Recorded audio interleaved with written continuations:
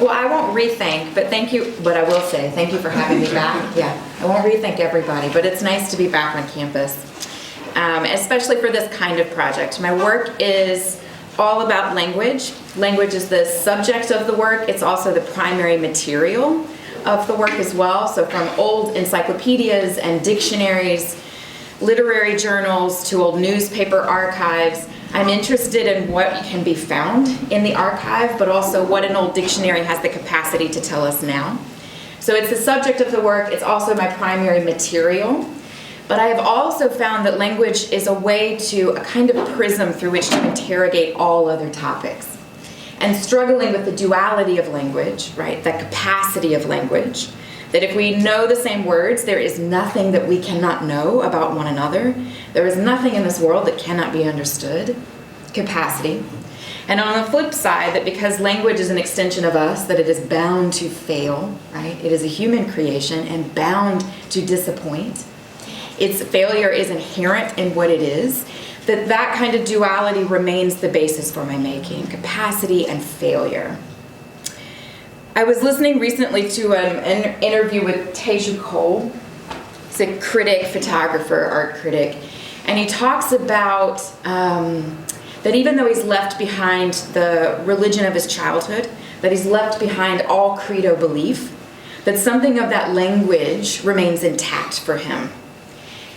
He goes on to say that we all need a lot of help, and where we can most find that help is in where language has been boiled down to its most quintessential form, its essence. This kind of language then, at least according to Cole, is in our religious and spiritual traditions, all of them. It is in our literature, it is in our poetry, and it is in Homer, right? So speaking of Homer, this work is actually a little bit new. It's one of the more newer pieces, and I wanted to begin with it because I think it says a lot about this moment and why I'm looking through the archive, and also the presence of the materiality of language in my practice. So right after the 2016 election, I added a lot of post-apocalyptic literature to my nightstand. Yes, I see you nodding. I was looking for the language of the end, right? How do you say that if not the world, then at least a world as we know it has ended, but we're still here to write about it, right? The ground shook, something shifted. And so I looked through a lot. I mean, the best one that I read was Micah Perks and What Becomes Us, and he describes the end of the world this way: that the hem of the world has ripped open, the seam has broken, and things I cannot fathom have fallen through. And that felt like this moment, right? But it wasn't quite satisfying enough until I got to Emily Wilson's 2017 translation of the Odyssey. So Wilson is the first woman to translate the Odyssey into English. It's a beautiful translation, the most concise of all of them. What's interesting for me in terms of my practice here is that after 400 years, some 60-odd translations, all by men prior to Wilson, you would think that text would be a kind of settled law, right? That this epic journey of Odysseus, that's all about exile and homecoming and strangeness among intimates, that a place can feel familiar and estranging simultaneously, that at least after 400 years, we could agree on what the water was doing, right? At least. Was it a whispering surf line? Or was it deaf rocks and hoarse resounding mane? Was it the tumultuous deep-voiced waves? What was it? Right? And it is not. One of the moments that Emily then Wilson points to is the first line of the Odyssey when we're trying to figure out who is this man that we're about to spend an epic journey with, be hundreds of pages. Who is he? And prior to her translation, translators have translated this word polytropous at least 36 different ways, positive to negative. Odysseus, he is cunning or crafty, mischievous, adventurous, a hero, just a man. Tossed to and fro by fate, 36 translations, in disagreement. Emily Wilson finally says, he's a complicated man. Yes. And in one word, she manages to encapsulate everything that has come before her. It's a complicated man.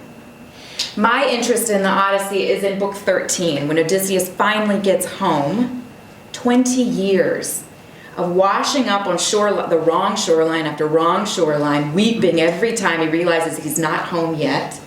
He finally stands on the shoreline of his own country, his homeland, and does not recognize the place. And that felt like this moment. Right?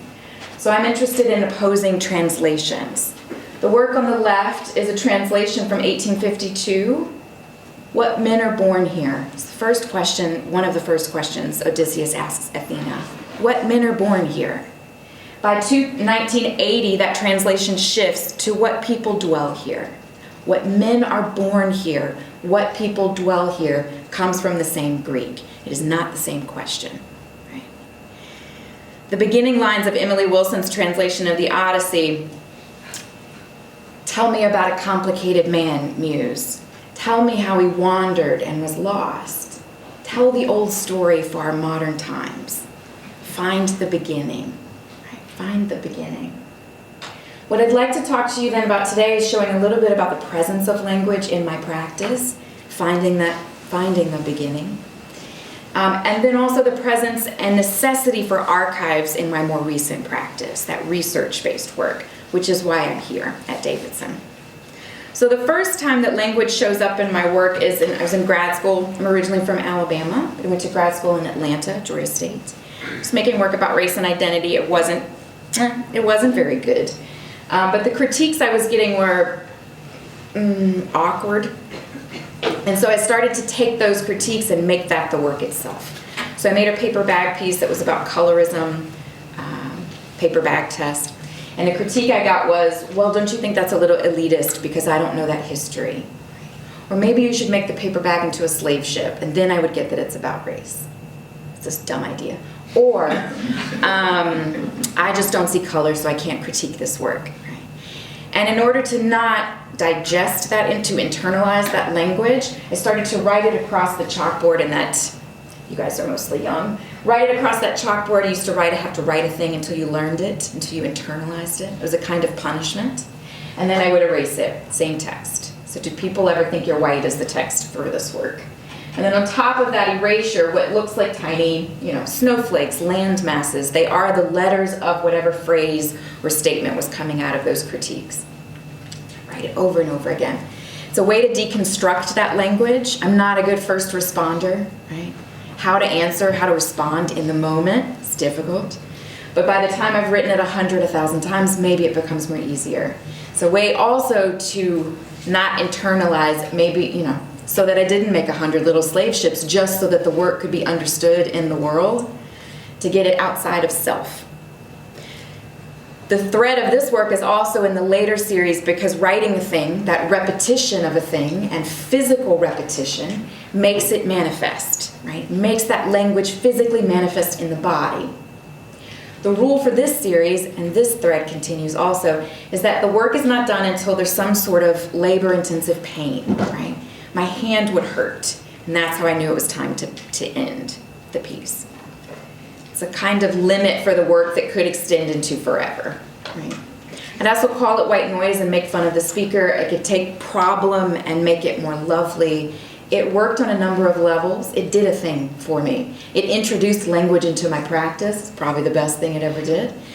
But by the time I was nearing the end of that series, I was just becoming more and more obsessed with the language rather than expelling it. I was internalizing it more and more. And so I was starting to look for a kind of spaciousness in the work and in language itself.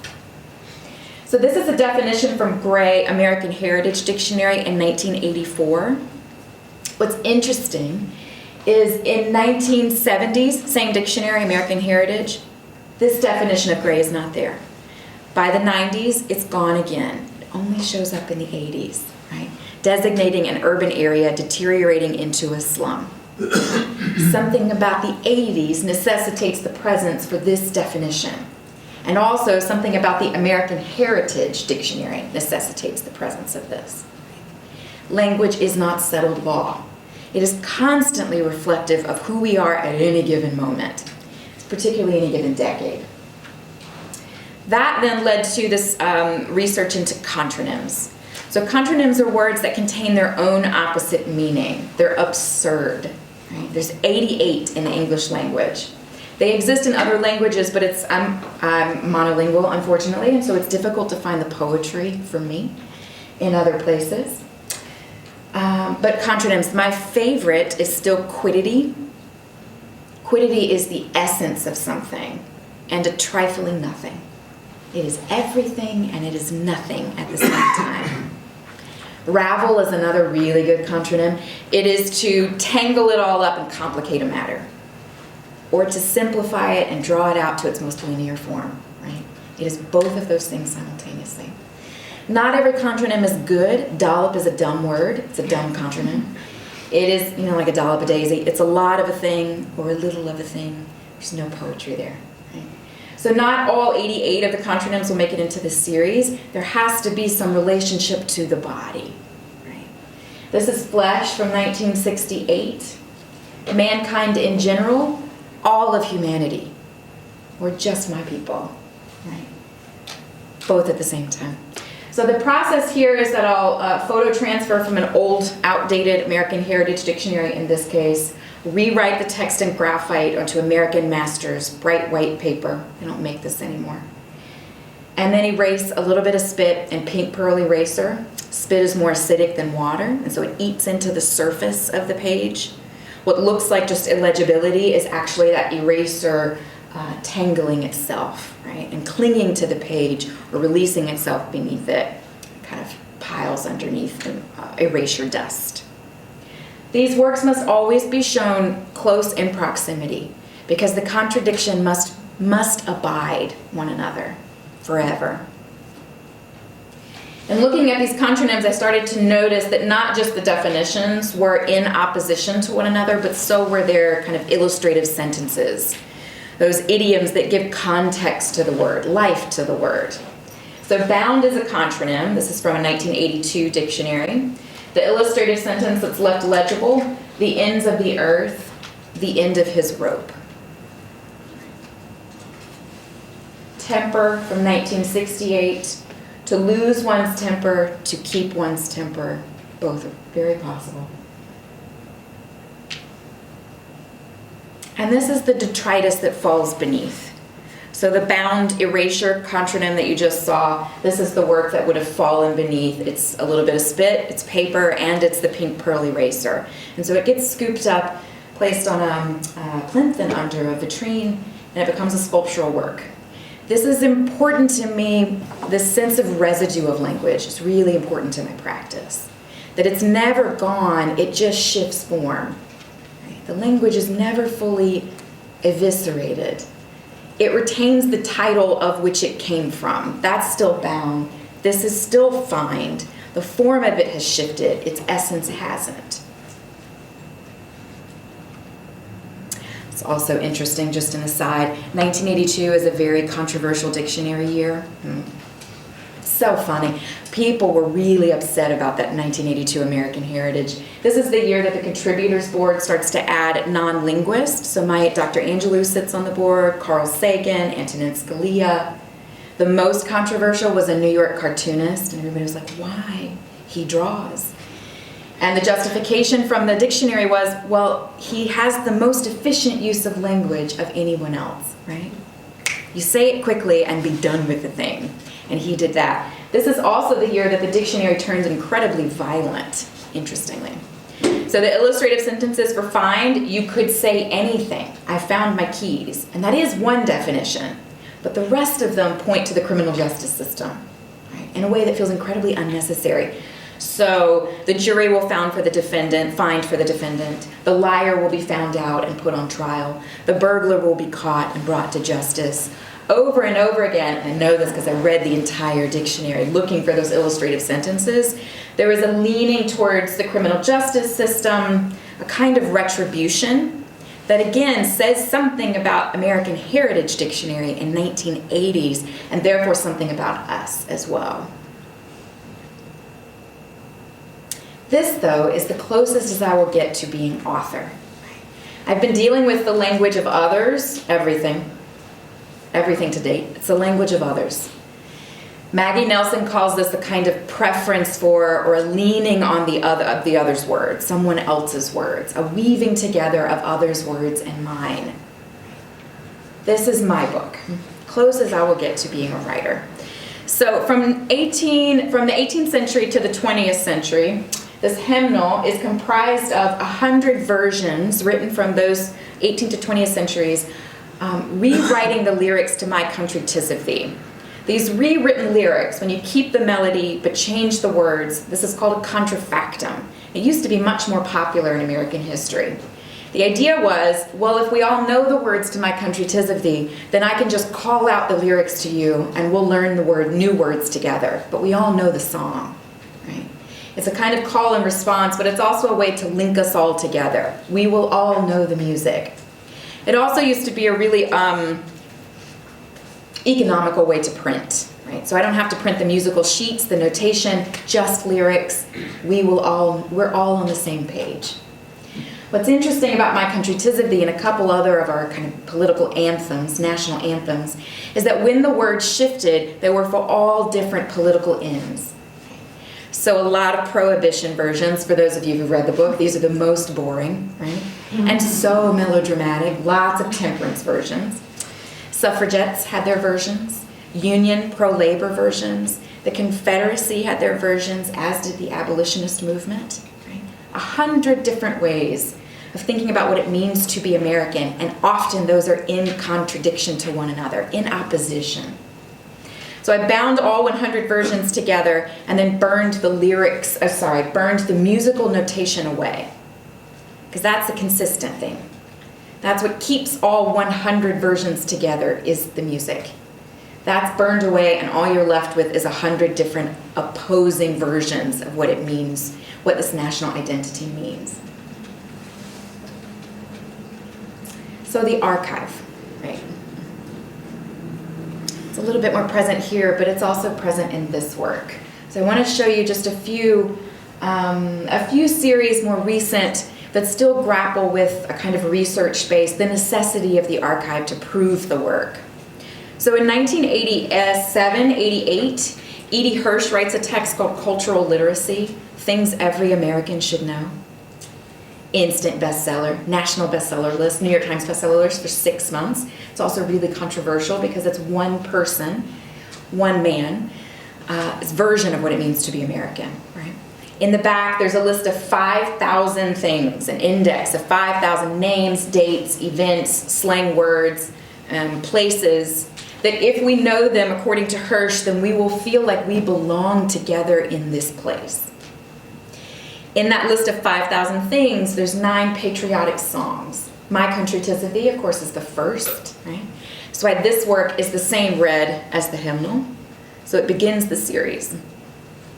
What I'm bringing back here then is the process from that white noise chalkboard series, but with a different, the language source, of course, is different, and I think the intent is different as well. So for those 9 songs, each of those 9 songs will become a panel work. And from each song, I'm looking for the love language. That language that feels like it should belong in a love song versus national anthem, patriotic anthem, because that patriotism is what I actually want to complicate, or maybe just acknowledge that it's more complicated. So from My Country 'Tis of Thee, I pulled the lyric, Thy name I love, and that becomes written over and over again, still in that same process of the white noise series. But after this initial piece, not only does the background of the surface start to darken, right? Think of it as they're all red, but they're falling into shadow. Also, the text shifts from white chalk to charcoal. White noise is like TV static. You've heard it. Blue noise is there's all these different color frequencies of noise. Blue noise is more like an egg in a frying pan. Brownian noise people tend to listen to fall asleep, so there's hours of it on YouTube. It's like a kind of gentle waterfall. Black noise is pure silence. So not only does the song become illegible, right, the lyric becomes illegible, it also becomes unsingable. It is silence. It cannot make us feel like we belong together, right? Or at least that's the premise. From America the Beautiful, I pulled out the lyric, Who More Than Self? And from This Is My Country, To Have and To Hold. It's that marital language that gets extracted. There's a couple songs from Edie Hirsch's list That aren't that interesting. That's not true. I said that in a talk and someone was a little upset at that. It's not that it's uninteresting, it's that there's no love language there that I can find. So one of them is My Country. It's a very popular World War II anthem. But the lyrics are literally over there, over there, over there. I'm not exaggerating, that's it. And so I'm replacing two of those songs where I can't find love language, and in a way, I'm going to call this collaborating with Edie Hirsch as a kind of updated list, right? These 9 songs then maybe will make us feel like we belong together. So the 2 that I've added are Amazing Grace, and I think the lyric is Will Forever Be Mine, and then Lift Every Voice and Sing, which is the Black National Anthem, and the lyric is Keep Us Forever. I may have interchanged those. So 2 new works, 2 new songs. All of these new works, starting with the hymnal, come after the election. So they're in that relationship or conversation. Do You Know Them from 1880, 1898 is I made right after the family separation crisis at the border. And so I'm looking at old archives of classified ads where people, formerly enslaved people, were looking for their family members right before the end of the Civil War, all the way up until the 1920s. So some 40, 50 odd years of looking for your family. It does not end. And people would post these ads with as much information as they could recall, right? Names that shifted over time, that shifted based on ownership, dates and places, maybe a scar or a bruise, some kind of defining factor, some sort of memory. They are rarely this long. Usually they're quite brief, all that you can remember of a person in order to find them. What's interesting here, the sense of song starts to come through with the hymnal and the panels, and here as well, because that repetition of the introductory phrase, that becomes a kind of chorus. So people will read how others are asking for their family. Do you know them? Do you know her? Last seen. Information wanted. Can you help me to find my people? These become recurring questions, kind of introducing the classified ad. And then as much as you can remember. I don't know if you can see this very well. The text of the ad is blind embossed. So that process requires usually retyping these ads. They're on microfiche. Sometimes they've been digitized, microfilm. Digitized, retyping them, laying them back out, and then carving or engraving that text backward into acrylic plates, tiny text. Soaking a piece of paper, placing it on top of that backwards engraved text, and running it under the printing press. That then forces that wet, malleable paper into the grooves of the plate, and when you pull the paper up, the text is now protruding from the surface like a braille. They're very legible in person, but they're hard on the eyes, right? They're hard on the eyes. That's another thread that continues throughout the practice. I want the work to be frustrating for you to read. Language starts as problem. There's always problem in the language. And I want to transfer that problem to you as the viewer. So legible but difficult, hard to see. The falling apart of the paper references the, made after the family separation crisis at the U.S.-Mexico border, that repetition of the past, that repetition of separation, and a particular kind of American violence, and whether the paper can hold up under that a second time. So the work falls apart because it's blind embossed twice. So it's wet twice, registered twice, run under the press twice. Paper's a little bit thinner here than in these works. And so they all fall apart in different ways. Right? That sense of like longing and frailty of an institution is embedded in the surface of the piece.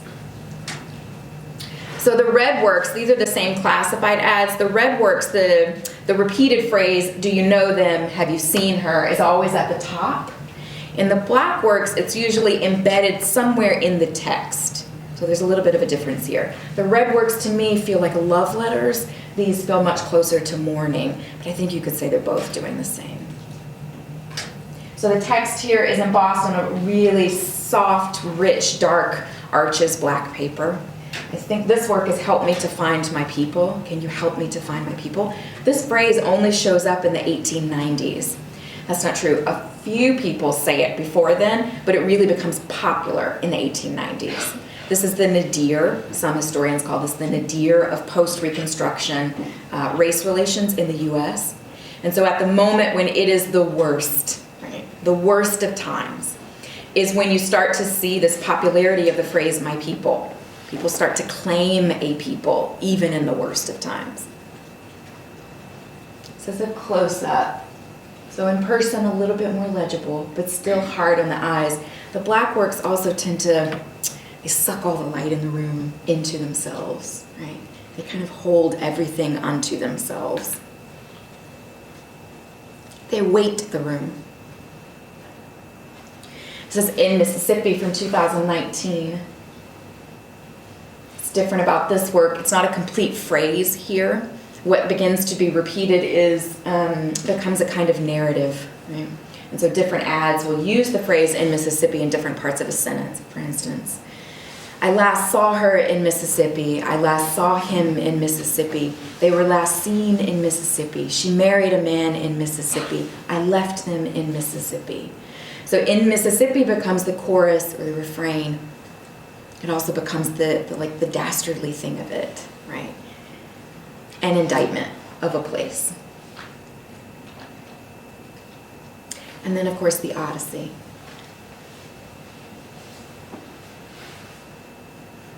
We talked about this.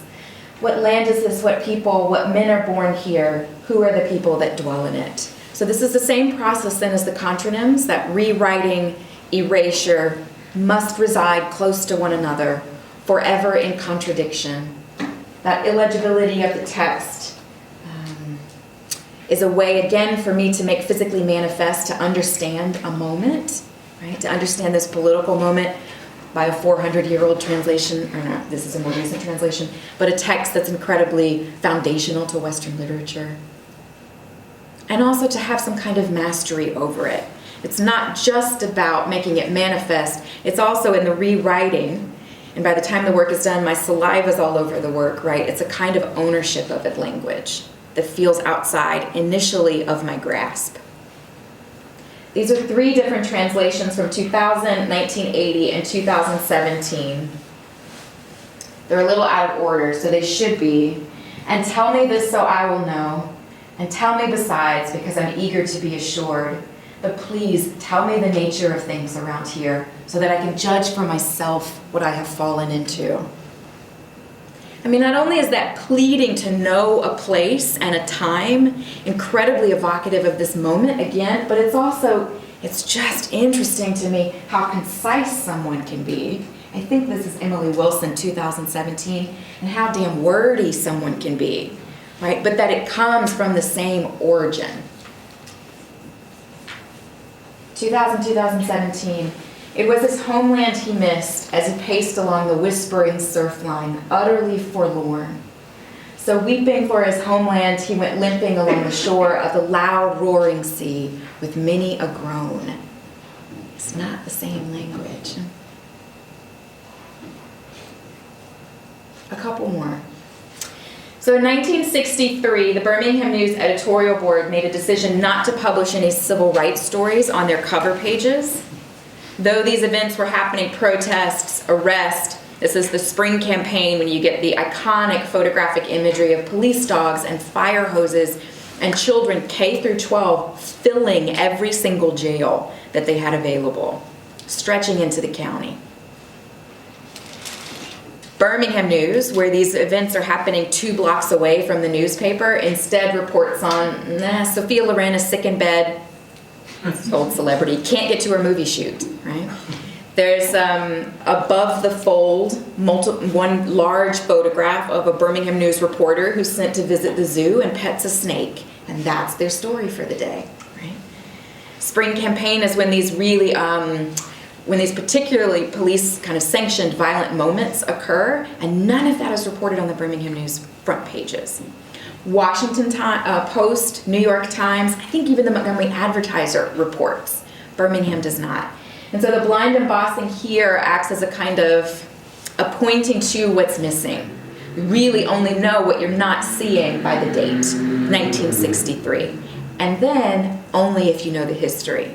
If the date means nothing to you, then it's all gone. Right? The photographs are taken out. The blind embossing, to me, acts as a kind of ghostly haunting, right? It charges the work missing. It's in absence. After the election, then, I returned to these front pages of the Birmingham News and again embossed them twice. So I shifted the paper. It's a kind of steely newspaper gray. And that embossing twice, I hope, points to the fragility of the institution, right? That when we challenge the institution, when we cannot agree, when we assume that everything is unreal, will it hold up over time? This work is problematic to me, right? Because I know that you cannot simply trust an institution. But in this political moment, I really want to trust an institution, right? I would like to believe that there is an objective truth and objective facts in the world. And I do, but it's complicated, right? The history of this place is complicated. But the embossing twice forces the paper to fall apart in different ways. It cannot hold up under that revisitation of the past.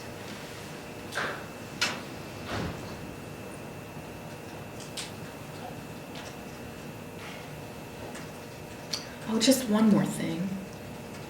Maybe this relates to my research here. Maybe. I like to spend time in the archive. I like to spend time reading and absorbing. And then the idea will usually come.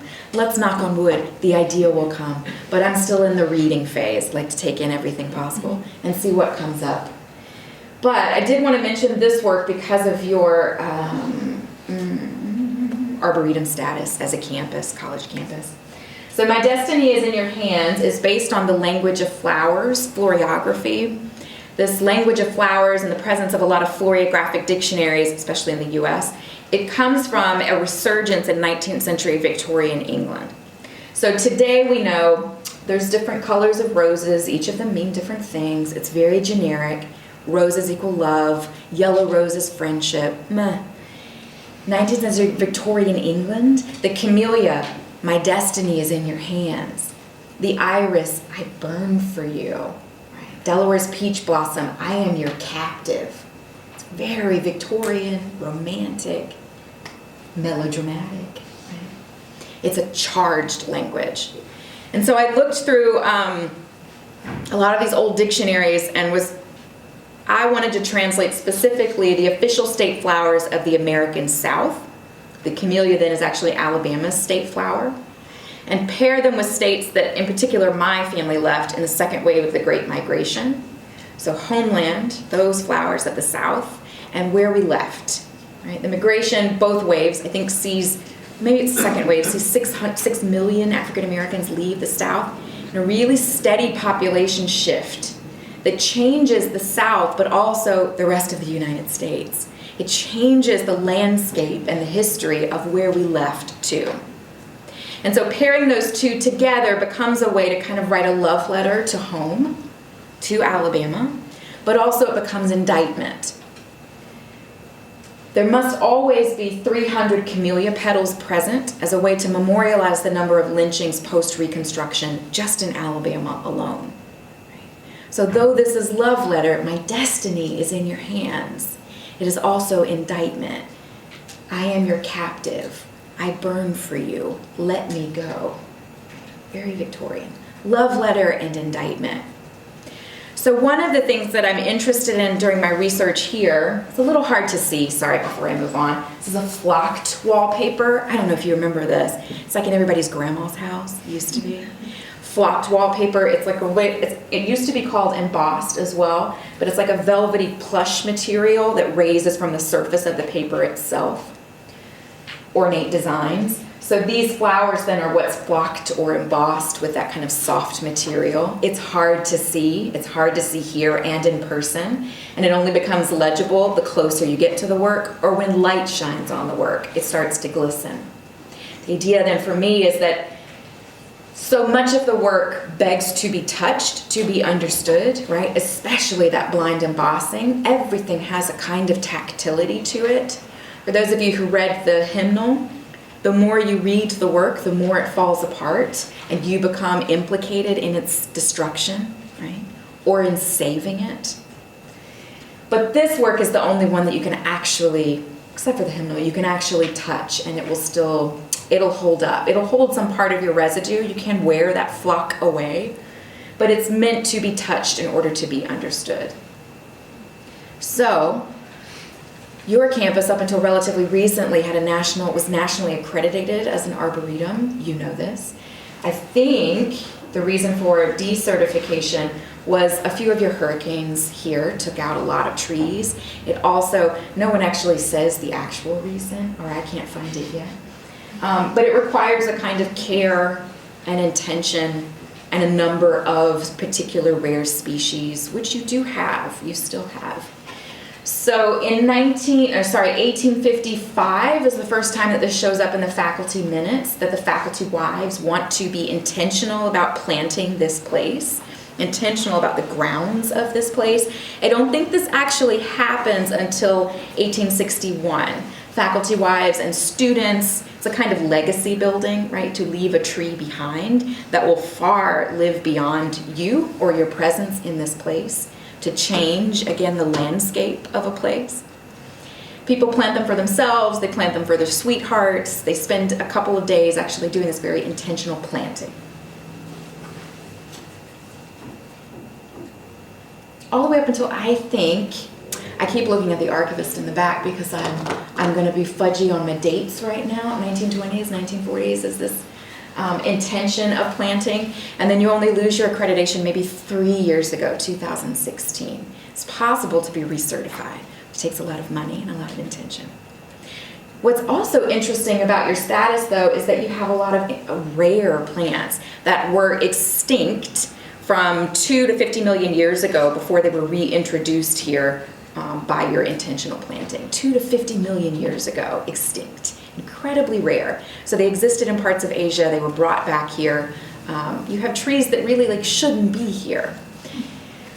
What's also interesting is that throughout the decades, there are a few professors, I think, who will make saplings of those trees, kind of regenerate those trees and spread them. So a lot of the landscape of this place that's meant to hint towards a kind of native botany, right? That's yes and no, right? A native botany for this place, yes and no. And then also that the trees that are made saplings from, come from Davidson, right? They come from this campus. So you have at least 1,500 to 3,000 trees, 1,500, 3,000. Don't check me yet. I will firm up these statistics before we do our next. I'm in the research phase. Don't quote me on any numbers so far. But all of that is interesting in thinking about what it means to know a place by its landscape, right? You can see this in Odysseus, in the wallpaper, to know a place by its landscape. And how do you change a place as well? How do you make a mark on a place? Can I translate some of these flowers to say a particular thing about your history? That's what I'm interested in at the moment. I don't know if it'll be the actual thing. I'm also looking at some of your old presidents' Bibles. You have quite a few. They're really interesting. And this idea of translation exists there. They're all translations of an origin text or an origin tongue. All translations by individual people. And what can we know about Davidson at any given moment, decade, or century by the biblical text that you are using and preaching and sharing? I don't know. We'll see. So the archive is still incredibly important. So is the landscape of a place, a national identity. These are all ideas that I'm still working with. Takes us up to now. Can I answer any questions for you?